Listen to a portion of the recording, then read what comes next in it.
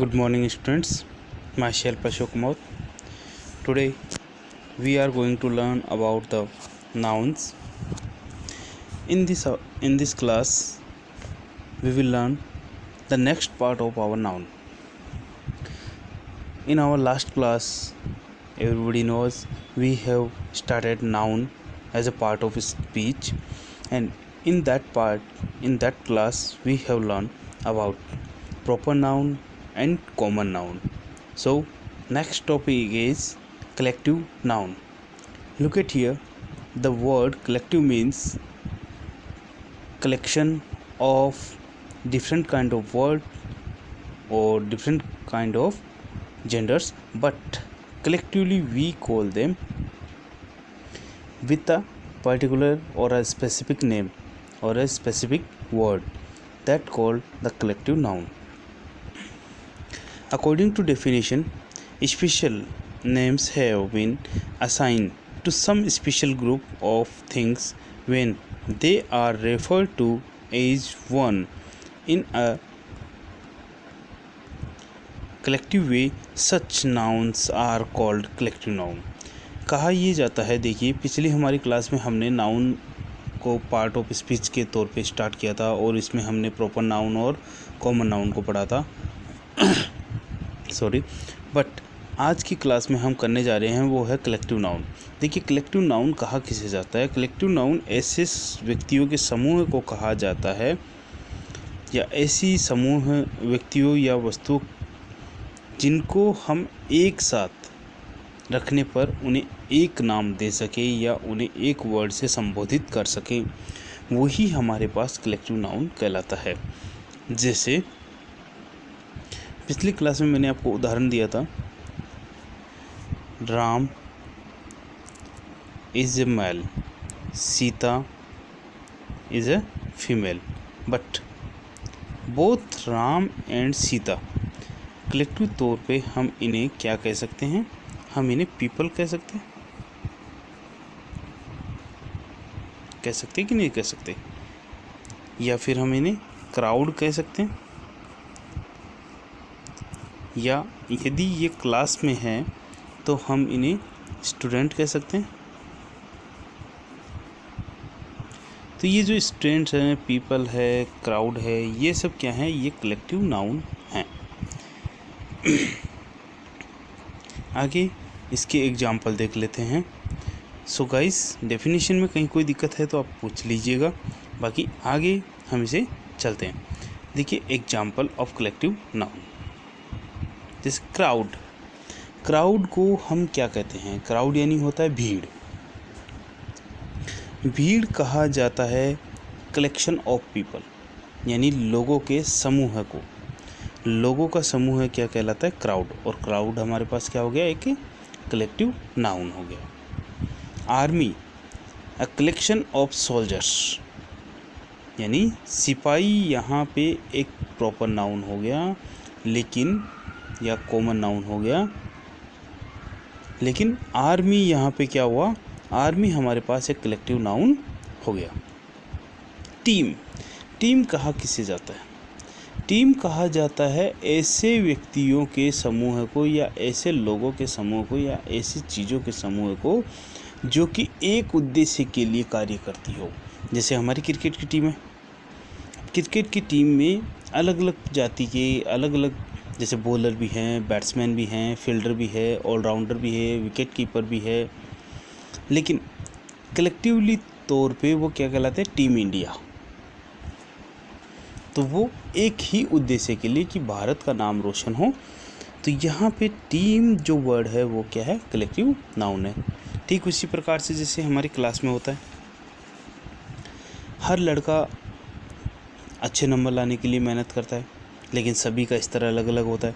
लड़के भी होते हैं, लड़कियां भी होती है, किसी की हाइट बड़ी होती है, किसी की छोटी होती है, कोई मोटा होता है, कोई पतला होता है, कोई काला होता है, कोई गोरा होता है, कोई कैसा होता है. सबके रंग, सबके रूप, सबके हाव भाव सब कुछ अलग अलग होते हैं. लेकिन जब वो एक छत के नीचे एक उद्देश्य के लिए बैठते हैं, क्योंकि उद्देश्य उनका एक क्या होता है, पढ़ाई करना, अच्छे नंबर लाना, तो इन्हें हम क्या कहते हैं, क्लास. और क्लास क्या हो गया, एक कलेक्टिव नाउन हो गया. फोक कहा जाता है, देखिए, पक्षियों को, जानवरों को, भेड़ों को, या जैसे जिसे हम रेवड़ कहते हैं हमारी नॉर्मल भाषा में, जो बकरियों का या भेड़ों का एक समूह होता है जो रोड पे चलता होता है या फिर चारा खाने के लिए यहाँ से वहाँ चला जाता है। तो ये फोक भी हमारे पास क्या है, एक झुंड है, और झुंड को हम क्या कहते हैं, कलेक्टिव नाउन कहते हैं। हर्ड, हर्ड हो गया जैसे हमारे देसी जो जानवर हैं, जैसे गाय, भैंस, बकरी, इनका एक जो समूह होता है, उस समूह को, पालतू जानवरों के समूह को हम क्या कहते हैं, हर्ड कहते हैं। फ्लीट, फ्लीट कहा जाता है ऐसे वाहनों को, जैसे जहाज या एक ही मालिक के वाहनों के समूह को। कहने का मतलब कि यदि एक ही मालिक के जो समूह गाड़ियां हैं, उन सबको हम क्या कहते हैं, फ्लीट कहते हैं। अब मान लीजिए कि अंबानी जी के पास 50 एरोप्लेन होंगे। अब 50 एरोप्लेनों का जो समूह होता है उसे हम फ्लीट कह देते हैं। तो ये हमारे पास एक कलेक्टिव नाउन है। फैमिली, फैमिली क्या हो गई, फैमिली उन लोगों का समूह हो गया जो कि जन्म से या ब्लड रिलेशन से एक दूसरे से जुड़े हुए होते हैं। तो ये जो ब्लड रिलेशन से जुड़े हुए होते हैं वो सब अलग अलग होते हैं, अलग अलग उम्र के होते हैं, अलग अलग टाइप के होते हैं, लेकिन कलेक्टिवली तौर पे हम उन्हें क्या कहते हैं, फैमिली कहते हैं। तो फैमिली में हमारे पास क्या है, एक कलेक्टिव नाउन है। नेशन, नेशन भी क्या है, एक ही झंडे के नीचे इकट्ठे होने वाले लोगों को हम क्या कहते हैं, नेशन कहते हैं, उन्हें हम राष्ट्र कहते हैं। जैसे भारत का झंडा है, अब भारत का झंडा पूरे हिंदुस्तान में एक ही है, सभी झंडे का सम्मान करते हैं, चाहे वो मलयाली हो, चाहे वो कन्नड़ी हो, चाहे उड़िया हो, या फिर कोई भी हो, मारवाड़ी हो या गुजराती हो या कोई भी हो। तो ये सब एक नेशन के तौर पे हमारे पास जुड़ते हैं। तो ये जो नेशन है वो नेशन क्या कहलाती है, कलेक्टिव नाउन कहलाती है। आगे हमारा जो टॉपिक है वो है एब्स्ट्रैक्ट नाउन। एब्स्ट्रैक्ट नाउन कहा जाता है, जैसे कि मैंने पिछली बार आपको बताया था हल्का सा एक प्रीफेस में, एब्स्ट्रैक्ट नाउन कहा जाता है ऐसे नाउन को जो कि किसी के हाव भाव, विचारों को या फिर किसी की ज्ञानेंद्रियों के ज्ञान को प्रकट करता है, उसी को हम एब्स्ट्रैक्ट नाउन कहते हैं। या फिर यदि हम दूसरे शब्दों में कहें तो ऐसे नाउन जो कि बाकी के बचे हुए नाउनों में ना आए, वही एब्स्ट्रैक्ट नाउन कहलाते हैं। Abstract noun is the word use as the name of a quality, action और state when that a quality, action or state is considered as an object. It's called abstract noun. Abstract noun उन शब्दों को कहा जाता है जिनका उपयोग किसी व्यक्ति के गुण, स्थिति आदि का वर्णन करने के लिए किया जाता हो, उन्हें ही एब्स्ट्रैक्ट नाउन कहते हैं। जैसे एब्स्ट्रैक्ट नाउन में हम कहते हैं कि गुडनेस, गुडनेस। अब गुडनेस क्या है, किसी की अच्छाई है। बैडनेस हो गया, या फिर अगली हो गया, या फिर मान लीजिए गुड हो गया, और भी बहुत सी चीज़ें, जैसे हम कहते हैं इंटेलिजेंट है, या फिर हम कहते हैं ये डल है। तो ये सब क्या है, किसी के भाव को प्रकट करने वाली या किसी की क्वालिटी को प्रकट करने वाली चीज़ें हैं। तो ये चीज़ें, ये जो सेंस हैं वही हमारे पास, ये जो नाउन है वही हमारे पास क्या होते हैं, एब्स्ट्रैक्ट नाउन में काउंट किए जाते हैं।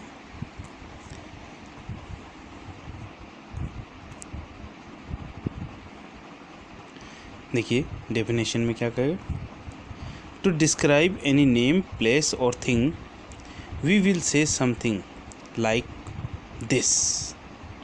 यानी किसी व्यक्ति, स्थान या वस्तु के गुण को प्रकट करने के लिए हम कुछ इस प्रकार से कहते हैं, जैसे he is a good person. Person जो है वो हमारे पास एक कॉमन नाउन हो गया, लेकिन गुड, गुड यहाँ पे क्या है, एक कौन सा नाउन हो गया, सॉरी, गुड हमारे पास एक एब्स्ट्रैक्ट नाउन हो गया। एब्स्ट्रैक्ट नाउन उसकी अच्छाई को बता रहा है।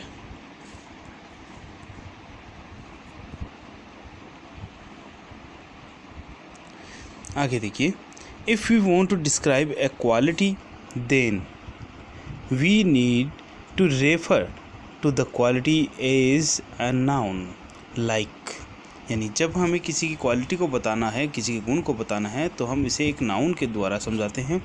जैसा कि व्हाट इज़ गुडनेस, अच्छाई क्या है। तो यहाँ पे जो गुडनेस है वो क्या है, एब्स्ट्रैक्ट नाउन है, किसी के गुणों को बताना है। यही बात जो मैंने अभी आपको समझाई है वही बात हमारी आगे की स्लाइड्स में है। जैसे यहाँ पे देखिए,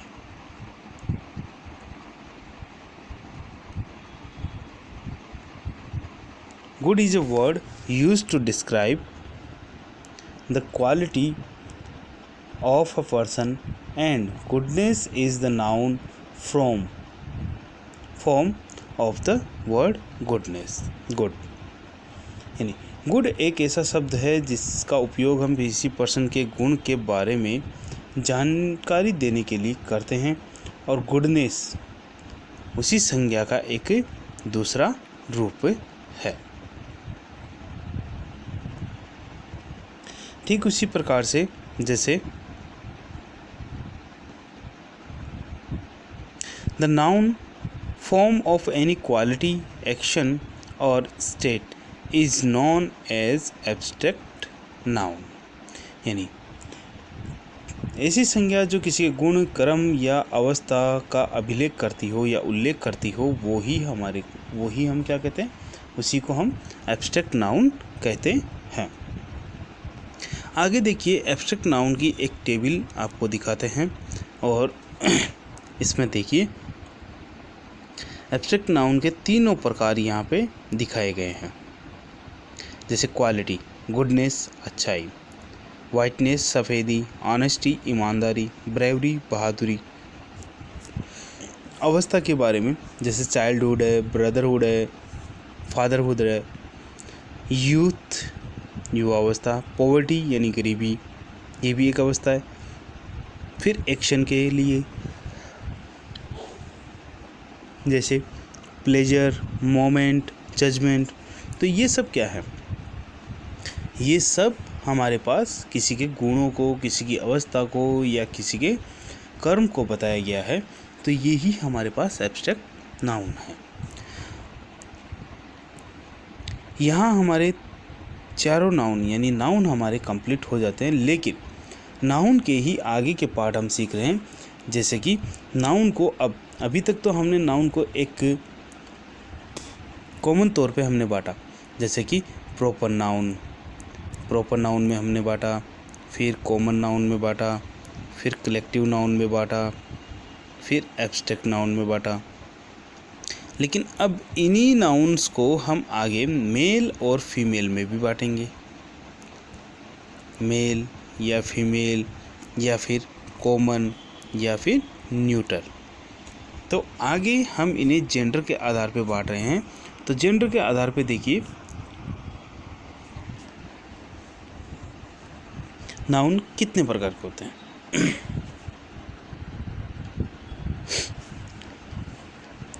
पहले तो जेंडर कहा किसे जाता है तो वो देख लेते हैं। All common nouns indicate the gender of the person, animal और object.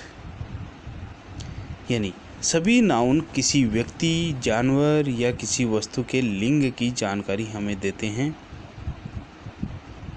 Noun can be categorise into 4 groups based on their gender. यानी संज्ञाओं को हम 4 भागों में बांट सकते हैं उनके लिंग के आधार पर। 4 भागों में बांटने के लिए हमें उन्हीं चारों भागों का पता होना चाहिए। जैसे हमारी हिंदी में हम क्या करते हैं, हम उन्हें कहते हैं पुरुषवाचक, स्त्रीवाचक और नपुंसकलिंग। पुल्लिंग, स्त्रीलिंग और नपुंसकलिंग। और चौथा हम ले लेते हैं उभयलिंग। तो यहाँ पे भी हमारे पास इंग्लिश में भी वो ही है। तो फर्स्ट हम ले रहे हैं मस्कुलाइन जेंडर। मस्कुलाइन जेंडर कहा किसे जाता है, मस्कुलाइन जेंडर वो होते हैं जहाँ पे हमें मेल का पता चले, यानी जहाँ पे हमें क्या चले, हमें मेल का पता चले, यानी कि पुरुष के लिंग होने का पता चले कि ये पुरुष है। जैसे राम, राम एक क्या है, पुरुष का नाम है। ठीक उसी प्रकार से जैसे सीता, सीता एक फीमेल है, तो ये यहाँ पे स्त्रीलिंग का प्रकार है। ठीक उसी प्रकार से कॉमन, कॉमन में हम राम और सीता को दोनों को ही हम क्या कह सकते हैं, क्या कह सकते हैं, हम इन्हें स्टूडेंट कह सकते हैं। तो स्टूडेंट हमारे पास क्या हुआ, एक कॉमन नाउन हो गया, कॉमन जेंडर हो गया। फिर बात आती है जैसे टेबल, कुर्सी, मोबाइल, इनके हमें जेंडर का पता नहीं चलता, तो ये हमारे पास क्या हो जाएंगे, न्यूट्रल टाइप के जेंडर हो जाएंगे।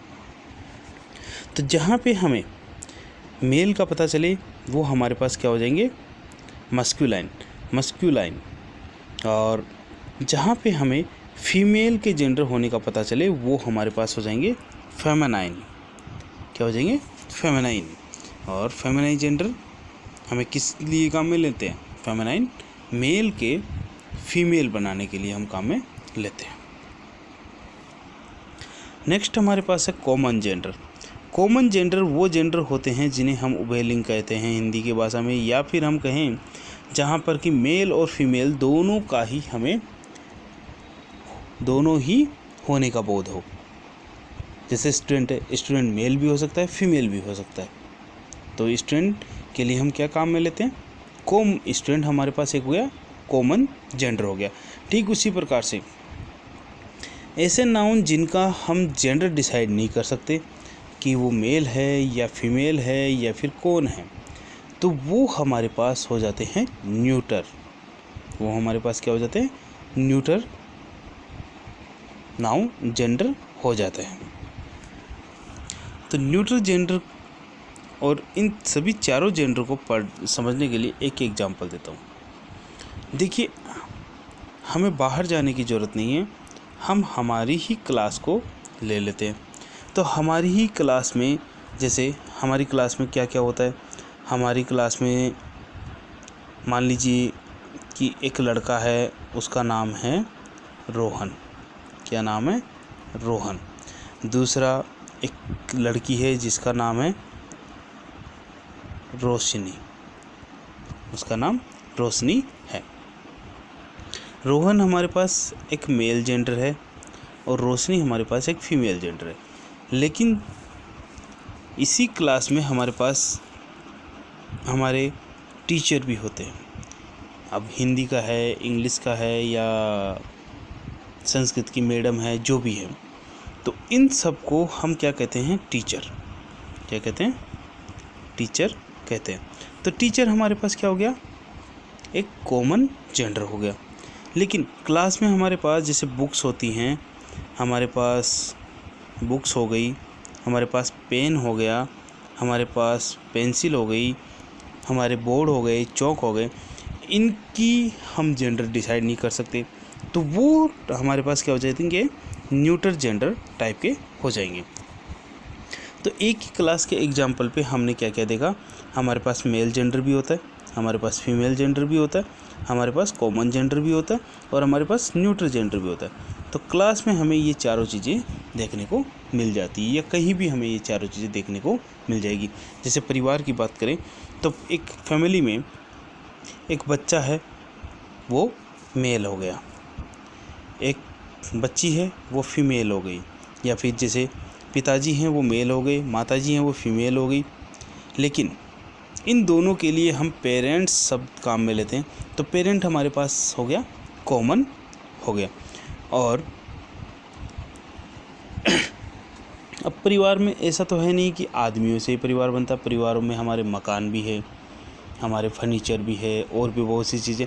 तो वो बाकी की जो चीज़ें हैं वो सभी की सभी हमारे पास क्या हो जाती है, न्यूट्रल हो जाती है, क्योंकि हम उनका जेंडर डिसाइड नहीं कर सकते।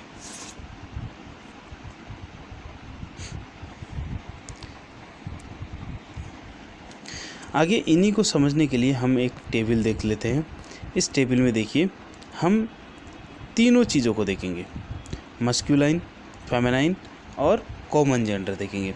जैसे मस्क्यूलाइन हमारे पास हो गया बॉय, मैन और लॉइन, और बॉय का फेमिनाइन हमारे पास हो गया गर्ल, मैन का हो गया वुमेन, लॉइन का हो गया लॉइनेस। ठीक इसी प्रकार से इनका कॉमन हमारे पास क्या हो जाता है, लड़का हो या लड़की, दोनों को ही हम क्या कहते हैं, चाइल्ड कह देते हैं, बच्चा कह देते हैं।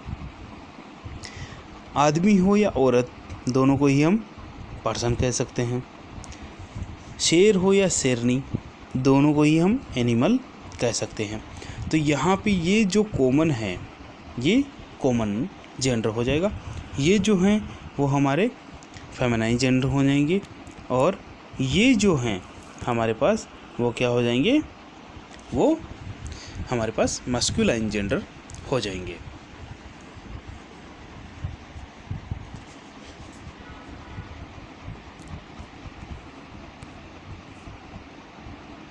आगे देखिए, यही बात हमें समझाई गई है कि पहली लाइन में हमें सारे के सारे मस्कुलाइन जेंडर बताए गए हैं, सेकंड लाइन में हमें फेमिनाइन जेंडर बताए गए हैं, और इनके बाद हमें जो वर्ड है जो थर्ड कॉलम में है वो हमें कॉमन जेंडर बताए गए हैं। अब कॉमन जेंडर की परिभाषा क्या दी गई है वो देखिए, nouns that are use for both the genders are known as common gender, like student, baby, animal, adult, child. Some nouns, specially those depicting things or object are neither masculine nor feminine. Such nouns are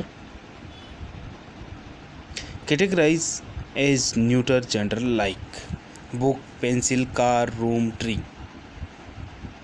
यानी ऐसे noun जो कि हमें न तो mail होने का और न ही फीमेल होने का हमें कोई बोध करवाते हैं या हमें दर्शाव कराते हैं, हमें दिखाते हैं कि ये ना तो मेल है ना फीमेल है, उन्हें हम कहाँ पे लेके चलते हैं, उन्हें हम न्यूटर टाइप के जेंडर में लेके चलते हैं, यानी न्यूटर टाइप के जेंडर में हम उन्हें रख देते हैं।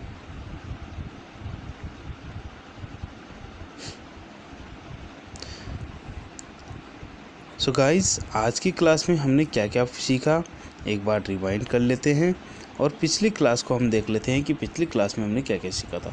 पिछली क्लास में हमने सीखा था नाउन, पार्ट ऑफ स्पीच में हमने नाउन देखे थे। नाउन के हमने सिर्फ 2 ही पार्ट देखे थे, एक तो प्रॉपर नाउन, एक हमने कॉमन नाउन देखा था। फिर आज की क्लास में हमने सबसे पहले देखा कलेक्टिव नाउन, यानी कलेक्टिव नाउन किसे कहा जाता है, जहाँ पे हम एक समूह विशेष के लिए बात कर रहे होते हैं उसे कलेक्टिव नाउन कहते हैं। फिर हमने देखा एब्स्ट्रैक्ट नाउन। एब्स्ट्रैक्ट नाउन वो नाउन होते हैं जो कि हम किसके काम में लेते हैं, जो कि हम किसी की क्वालिटीज़ या किसी के गुण को बताने के लिए हम काम में लेते हैं, उन्हें हम कलेक्टिव एब्स्ट्रैक्ट नाउन कहते हैं। थर्ड हमने देखा था एब्स्ट्रैक्ट नाउन के एग्जाम्पल्स देखे थे। फिर हमने एब्स्ट्रैक्ट नाउन को, एक व्यक्ति में होने वाले एब्स्ट्रैक्ट नाउन को हमने देखे थे, जैसे कि goodness, whiteness, honesty, bravery, childhood, youth, poverty, pleasure, moment, judgement, ये सब हमने एग्जाम्पल के तौर पे देखे थे। फिर हमने नाउन्स को जेंडर के आधार पे हमने बांटना चालू किया। तो जेंडर के आधार पे हमने नाउन्स को 4 भागों में बांटा, और जिनमें पहला हमारे पास मस्कुलाइन जेंडर था, नेक्स्ट हमारे पास फेमिनाइन जेंडर था। मस्कुलाइन जेंडर हमें मेल का बोध करवाता है और फेमिनाइन हमें फीमेल का बोध करवाता है कि नाउन हमारा फीमेल टाइप का है। फिर हमने देखा था common gender and neutral gender. Common gender हमें मेल और फीमेल दोनों के लिए प्रयुक्त होने वाले वर्डों का बोध करवाता है, जिन्हें हम दोनों के लिए काम में ले सकते हैं, ऐसे नाउन का हमें बताता है। फिर न्यूटर टाइप के जो नाउन होते हैं वो ऐसे होते हैं जो कि ना तो मेल और ना ही फीमेल किसी का भी हमें बोध नहीं करवाते, तो उन्हें हम न्यूटर कह देते हैं। मोस्टली देखिए, न्यूटर टाइप के जो नाउन्स होते हैं वो नाउन्स हम सिर्फ और सिर्फ ज़्यादातर हम निर्जीव वस्तुओं के लिए काम में लेते हैं, या निर्जीव नाउन के लिए हम काम में लेते हैं।